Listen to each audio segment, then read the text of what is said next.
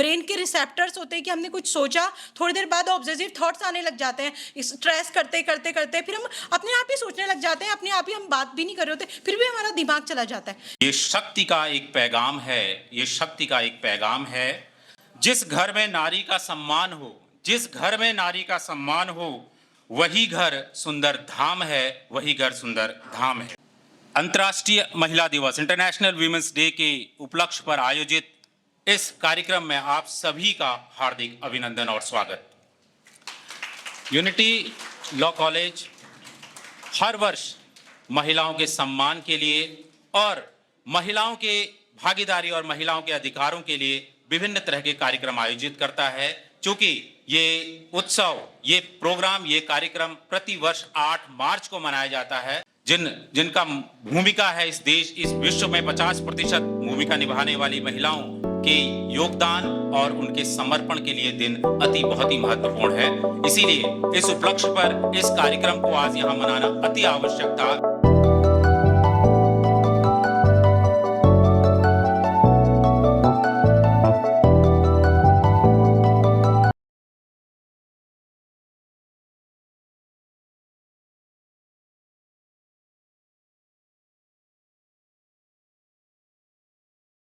आप सबका अभिनंदन, और जिनका सबसे ज़्यादा अभिनंदन करना है वो मातृशक्ति हमारी है। ऐसी मातृशक्ति जो हमारे फैकल्टी मेंबर्स हैं, सबका मैं स्वागत करता हूँ, अभिनंदन करता हूँ आज के इस अवसर पर। और आप हैं तभी ये संस्थान भी है, तभी हमारा परिवार भी है, तभी हमारा देश भी है, तभी हमारा प्रदेश भी है। अक्रॉस द ग्लोब आप हैं तभी अस्तित्व है मानव जीवन का। तो ऐसे नारी शक्ति का अभिनंदन करता हूँ। साथ ही साथ हमारी छात्राएं बैठी हुई हैं, दोनों ही स्ट्रीम की, चाहे लॉ की हो चाहे वो नर्सिंग की हो, दोनों का अभिनंदन और स्वागत है। तो आज के इस अवसर पर चूँकि 8 मार्च को पूरे विश्व में अंतर्राष्ट्रीय महिला दिवस के ऊपर काम होता है, उस पर चर्चा होती है, बहुत सारे सेमिनार्स होते हैं, सिंपोजियम होते हैं, बहुत सारे काम होते हैं और कुछ आउटपुट भी निकल कर आता है। तो चूँकि as a law student, as a law teacher, as a law के छात्र छात्रा होने के नाते हम सब का भी ये दायित्व है कि हम भी इस पर चर्चा करें, हम भी उन लोगों को वो प्लेटफॉर्म दें जहाँ पर उनको होना चाहिए। तो अब नारी सम्मान और नारी अभिनंदन और नारियों के काम की जहाँ तक चर्चा होती है, तो हमारे वैदिक पीरियड से लेकर के, वैदिक पीरियड की मनुस्मृति के अध्याय 3 श्लोक नंबर 56 में क्या लिखा है आप सबको मालूम होगा। अभी हमारे यहाँ पर हमारे अनाउंसर और हमारे इस कार्यक्रम के आयोजक डॉक्टर के जोशी जी ने भी आपके सम्मुख रखा, यत्र नारस्य पूजन्ते रमन्ते तत्र देवता, ये बात कही गई है। तो वैदिक पीरियड से लेकर के वर्तमान पीरियड तक हम बहुत उतार चढ़ाव देखते हैं। जब मैं सनातन संस्कृति की बात करता हूँ तो आप जब इसका अध्ययन करेंगे तो निश्चित रूप से ये पाएंगे कि इस संस्कृति में महिलाओं को वो सम्मान, वो दर्जा प्राप्त था। पहले बीच का कालखंड कुछ ऐसा आया, हम कहते हैं ना 1000 वर्ष की गुलामी की हमारी कहानी है, हमारा इतिहास है। तो बहुत उतार चढ़ाव आए, जहाँ पर हम पितृसत्तात्मक सोसाइटी की रचना हमने कर डाली, जबकि ऐसा था नहीं।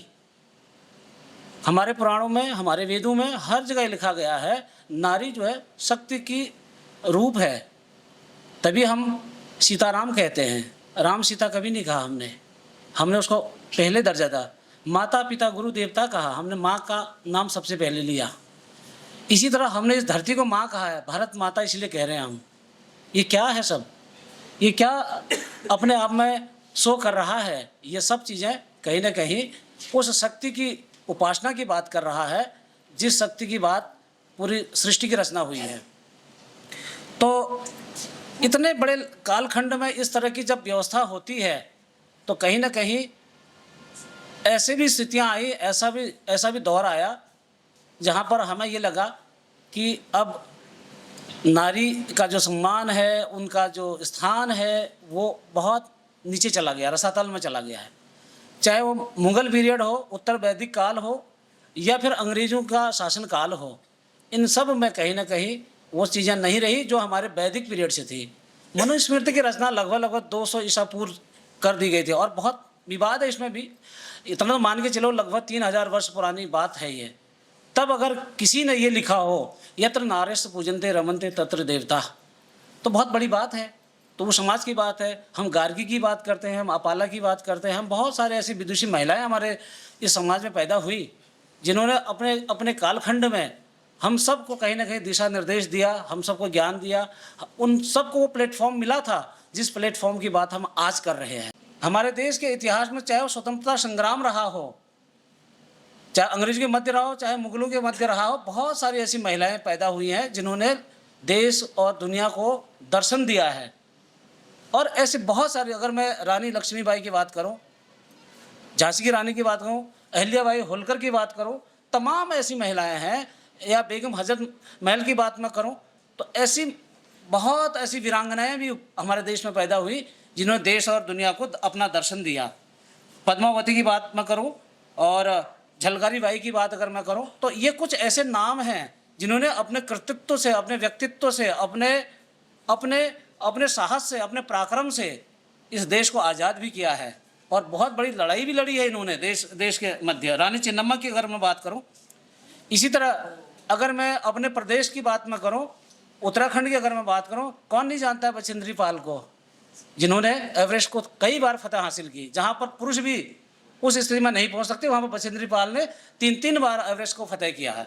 इसी तरह अगर मैं तीलू रौतेली की बात करूं, कौन नहीं जानता, उनके नाम पर यहाँ पर उत्तराखंड की सरकार पुरस्कार भी देती है, तीलू रौतेली पुरस्कार होता है। गौरव पंत की बात, जिसको हम शिवानी कहते हैं, अपने उस लेखनी से पूरे भारतवर्ष को गौरवान्वित और उत्तराखंड को विशेष रूप से उन्होंने गौरवान्वित किया है। अगर मैं गौरव पंत की बात करूं, बसंती बिष्ट जो हमारे यहाँ पर जो फोक म्यूजिक है उसकी बहुत बड़ी कलाकार रही हैं। इसी तरह रानी कर्णावती को कौन नहीं जानता, हंसा मंडाल, गौरा देवी, चिपको आंदोलन की जननी को कौन नहीं जानता, जिन्होंने जब, चूँकि हमारे यहाँ पर उत्तराखंड जो पहाड़ी राज्य है, इसमें पुरुष अक्सर बाहर काम के लिए जाते हैं, तो घर पर महिलाओं का ही सब रहता है, व्यवस्था सारी चीज़ें वो करती हैं। तो जंगल को काटने के लिए ठेकेदार जब आया तो उस मातृशक्ति के द्वारा उन जंगलों पर चिपक करके पेड़ों को बचा लिया, कहा कि हमें काटो, हम अपने संतानों को नहीं कटने देंगे, ये हमारे मित्र हैं, ये हमारे लिए सब कुछ हैं।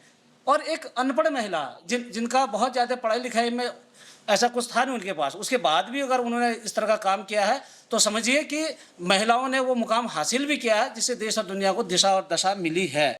तो इसी का प्रतिफल है कि समय समय पर देश में भी कानून बने। हमारे पार्लियामेंट जो सबसे बड़ी कानून बनाने की संस्था है, वहाँ पर कानून बने हैं।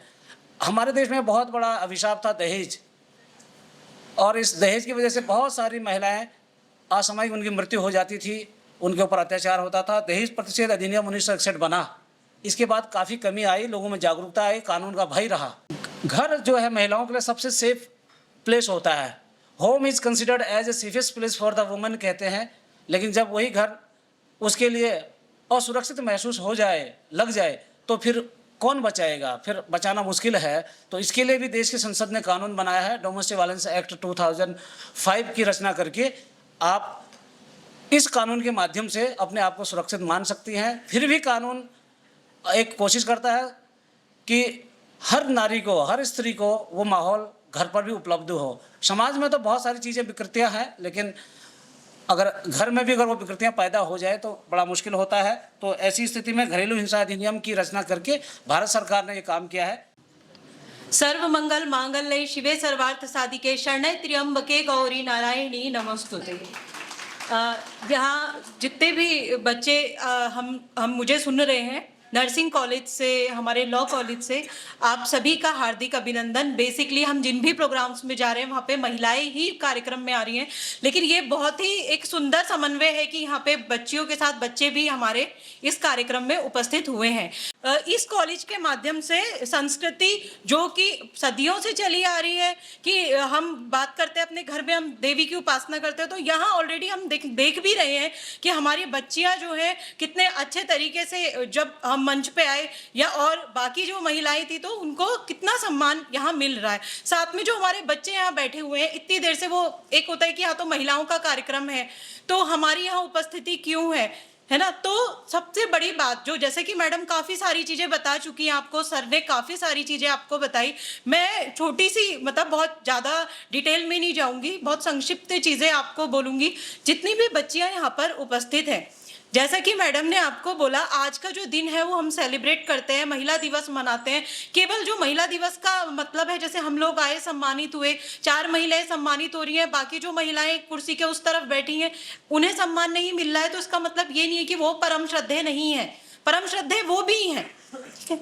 वो क्यों श्रद्धेय हैं? क्योंकि किसी भी व्यक्ति को, एक होता है बोलना आसान होता है, हम यहाँ आए हमने बोला, उन सब बातों को अपने चरित्र में उतारना, अब उस सामाजिकता को अपने व्यवहार में उतारना और फिर एक अपना अद्भुत जो है समाज के सामने व्यक्तित्व पेश करना, ये अपने आप में बहुत कठिन होता है। ठीक है, तो जितनी भी यहाँ बच्चियां बैठी हैं, क्राइम क्यों होता है? क्राइम एक दस्तक देता है। क्राइम पेट्रोल में सब सुनते हैं ना, क्राइम एक दस्तक देता है।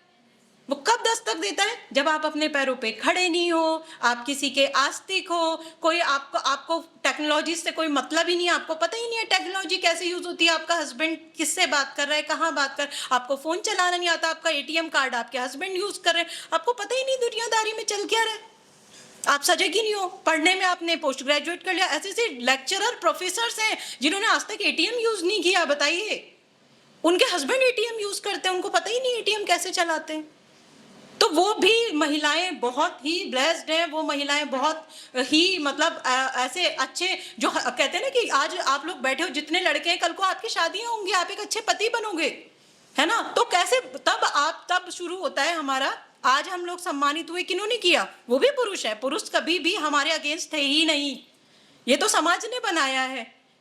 हमारी प्रतिस्पर्धा पुरुषों से क्यों होती है? भाई हम कहते हैं हम जीन्स पहनेंगे क्योंकि लड़के जीन्स पहनते थे, हम स्मोकिंग करेंगे क्योंकि लड़के भी तो स्मोकिंग करते हैं, हम तो ड्रिंक करेंगे क्योंकि वो भी तो करते हैं। बस आप तो यहीं तक रह गए।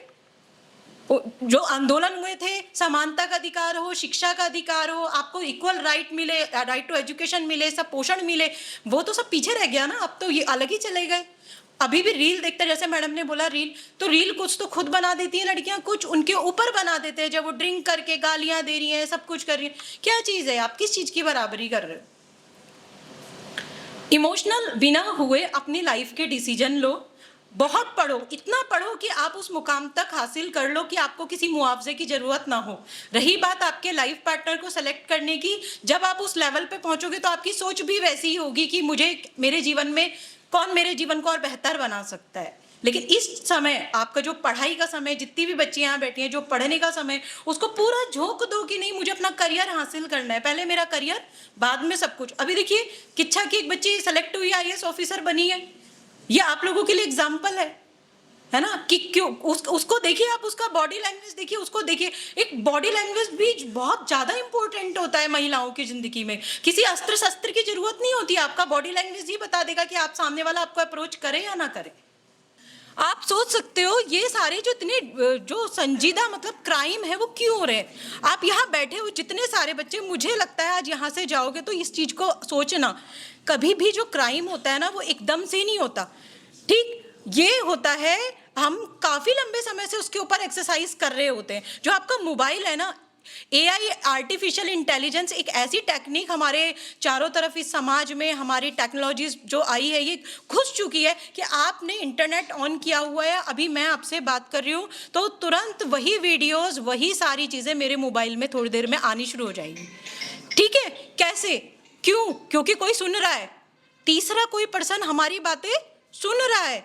तो अगर आपको लगता है, जो भी बच्चे यहाँ बैठी हैं, बच्चियाँ, हम जैसी चीज़ों को सर्च करना शुरू करते हैं तो हमारे जैसे रिसेप्टर्स होते हैं ना, ब्रेन के रिसेप्टर्स होते हैं कि हमने कुछ सोचा, थोड़ी देर बाद ऑब्सेसिव थॉट्स आने लग जाते हैं। स्ट्रेस करते करते करते फिर हम अपने आप ही सोचने लग जाते हैं, अपने आप ही हम बात भी नहीं कर रहे होते, फिर भी हमारा दिमाग चला जाता है। सेम वैसे ही हमारा एआई जिसमें भर भर के डाली गई है, हमारा मोबाइल है, अगर आपने इसमें एक बार भी सर्च करा ना कुछ, तो ये खुद थॉट भेजना शुरू कर देगा। आजकल महिलाओं के घर क्यों टूट रहे हैं? क्योंकि अधिकतर इस मोबाइल का ही योगदान रहता है कि हम लोगों को ऐसी, अगर एक ने बात हो रही है कि मेरी सास अच्छी नहीं है, तुरंत उसमें 10 वीडियो आ जाएंगे सास अच्छी नहीं है, ऐसे कोटेशन आ जाएंगे, ऐसे चीज़ें आ जाएंगी कि हमें लगेगा कि यार हम तो बहुत दयनीय स्थिति में, ना हमारा हस्बैंड सपोर्ट करता है, ना हमारी सासू माँ सपोर्ट करती, मेरा घर जहाँ मैं रहती हूँ वो तो क्या है, एक तहखाना है, ऐसा लगने लग जाता है महिलाओं को, और जितने बॉयज यहाँ बैठे हुए हैं, बेटा आप लोगों के लिए भी है कि आप पूरी कोशिश करो, जैसे आप जितनी बच्चियां यहाँ पे हैं,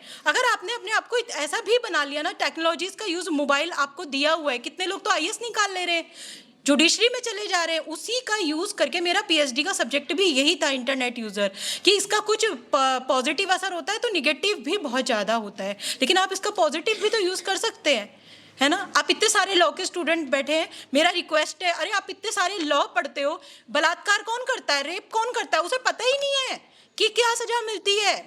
तो आप समझो कि जब वो लोग जब जेल में होते हैं, जब उनको वो वहाँ का जो परिवेश होता है, वहाँ की जो नकारात्मकता होती है, अगर उसके दर्शन पहले ही कर लो, उन नियमों का, उन कानूनों का, उन सजाओं का तुम लोग पहले ही अवेयरनेस कर दो, तो कोई करेगा नहीं कुछ। ये बलात्कार, चोरी, डकैती, ब्लड, ये जो मारना, ये सब चीजें कोई नहीं करेगा।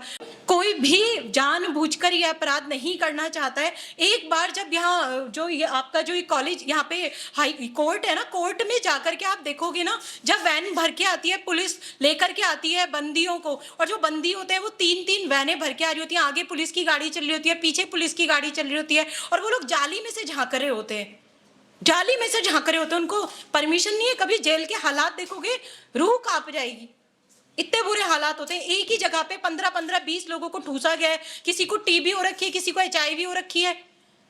इनकी भी रील देखा करो। तो जिस दिन जितने सारे यहाँ लॉ के बच्चे बैठे हैं, जितनी बच्चियां बैठी हैं, बेटा रील बनाओ, पर वो रील बनाओ जिससे समाज में जागरूकता जाए, हमारे कॉलेज का नाम रोशन हो।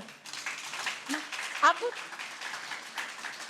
रोज के 200 रील भी बनाओगे ना, 200 रील भी बनाओगे, 200 बच्चे 200 रील भी बनाएंगे कि इस एक्ट में ये लिखा है, प्रावधान है, और अगर आप ये करते हो तो ये सजा होती है, तो कितना नाम होगा आप लोगों का, है ना। जैसे मैडम ने बोला, रील बनाना बुरी बात नहीं है। अभी जस्ट कुछ समय पहले मैंने एक अपना वीडियो बनाया था, बेसिकली किस चीज के ऊपर बनाया था, आजकल हर व्यक्ति जो है, कहते हैं ना, India is the most depressive country of the world, वो इसी चीज के ऊपर था कि हम अपने आप को डिप्रेशन से कैसे बचाएं। बिकॉज मैं एक साइकोलॉजिस्ट हूँ और मेरे पास में इतने इवेंट होते हैं, खुद का जॉब का इतना प्रेशर होता है कि हम बैठ करके बहुत घंटों बात नहीं कर सकते, तो एक रील ही बना के डाल दिया जिससे कुछ कोई सुने तो उसका तो भला हो जाए, क्या पता उसको जरूरत हो उस चीज की। तो ऐसी चीजें बनाओ जिससे आपका भला हो, समाज का भला हो, राष्ट्र का भला हो। और जितनी भी बच्चियां बैठी हैं, आपने देखा होगा कल को शादियां भी होंगी, मैडम लोग भी बैठे हुए हैं, दुर्गा के बहुत सारे हाथ हैं, 7-8 हाथ दिखाए हुए हैं, किसी में कमंडल है, किसी में वो है। तो लाचार पहले बात तो मत ही बनो, कितने लाचार हो गए कि हस्बैंड के ऊपर डिपेंड है, हर चीज के लिए डिपेंड है, बच्चों को ले आओ, ये कर लो, वो कर लो। सीखो, स्कूटी चलाना सीखो, गाड़ी चलाना सीखो, खुद से सारे काम करो। कोविड में ऐसी 350 महिलाएं ऐसी थी जिनका विकास भवन में हमने लिस्ट बनाया, उनके हस्बैंड एक्सपायर हो गए थे, और वो आज ऐसा है, एक तो 11 बजे हम रात को निकल रहे थे और 11 बजे अपना ठेला लेकर के अपने घर में जा रही थी। पूरी स्थिति को संभाल लिया उसने अपने हस्बैंड की, जो उसके जाने की जो भरपाई थी वो कर रही है, अपने बच्चों को पढ़ा रही है। तो क्यों इतना ज़्यादा डिपेंड हो, कि क्यों इतना हम ज़्यादा सोचते कि हमारे भाई ये करें, हमारे पापा ये करें। जब आपको समानता का अधिकार दिया, शिक्षा का अधिकार दिया, पोषण दे रहे हैं, खाने के लिए दे रहे हैं, पढ़ने के लिए दे रहे हैं, तो अपने आप को जब कह रहे हैं हम लड़का लड़की बराबर है, कहते हैं ना लड़का लड़की बराबर है, तो क्यों लाचार हो जाते हो, इतने क्यों परेशान हो जाते हो कि नहीं हम तो हमारा हस्बैंड ही करेगा, ये सब कुछ हमारा हस्बैंड करेगा, है ना। खुद से चीज़ों को करना सीखो, टेक्नोलॉजीज को यूज़ करना सीखो। जो भी आज राष्ट्रपति, अगर मैडम को हम देखेंगे, क्यों बना दिया उनको राष्ट्रपति, क्या जरूरत थी। एक आदिवासी महिला को हम लेकर के आए, खुद प्रधानमंत्री जी उनको लेने गए और इतनी बड़ी कुर्सी पे, राष्ट्रपति की कुर्सी पे बिठा दिया, क्या जरूरत थी। वो हम सभी के लिए एक एग्जाम्पल है। खुद के जीवन में उनके हस्बैंड की डेथ हो गई, काफी कम समय में उनके हस्बैंड की डेथ हो गई, उनके दोनों बच्चे एक्सीडेंट में मारे गए और रह गई वो अकेले, डिप्रेशन में रही कुछ टाइम पे। लेकिन फिर बाद में उन्होंने दूसरी महिलाओं को सशक्त करना शुरू किया, काम करना शुरू किया, आज देखिए वो कहाँ बैठी है ना। तो ये हमारे सामने एक एग्जाम्पल है। और लड़के, भाई, हमारे पिता, हमारे जो घर में और हमारे चाचा हैं, ताऊ हैं, कभी भी कोई भी क्या हमारे दुश्मन रहे हैं क्या हमारी कोई इनसे लड़ाई है भाई। ये जो मुझे तो खुद इतने अच्छे आईएएस ऑफिसर मिले, इतने अच्छे डॉक्टर्स मिले, पीएमएस मिले, सीएमएस मिले, अभी सीएमओ भी इतने अच्छे मिले। वो लोग तो इतना सपोर्ट करते हैं कि फाइल लेके महिलाएं घंटों लाइन में खड़ जाती हैं, हम लोग जाते हैं, सिग्नेचर होते हैं। तो हम कैसे कह दें कि भाई पुरुष तो बेकार होते हैं। हम लोग आज यहाँ सम्मान पा रहे, ये इनके पीछे भी पुरुष हैं। तो पुरुषों से किसी भी प्रकार का कोई भी प्रतिस्पर्धा ना करें, अपने ही उद्धार के लिए हम जो कर सकते हैं वो करें, और दूसरा कोशिश करें कि समाज के लिए, जैसे मैडम ने कहा, एक रील बनाएं और अपने एक्ट, इतने सारे लॉ के बच्चे हैं, एक एक्ट रोज डालें, उससे क्या हमारे समाज को लाभ मिल सकता है। तो ऐसे कर करके हमारा कॉलेज तो पूरे विश्व पटल पे छा जाएगा, है ना। तो इन्हीं सभी बातों के साथ हार्दिक धन्यवाद। Thank you so much.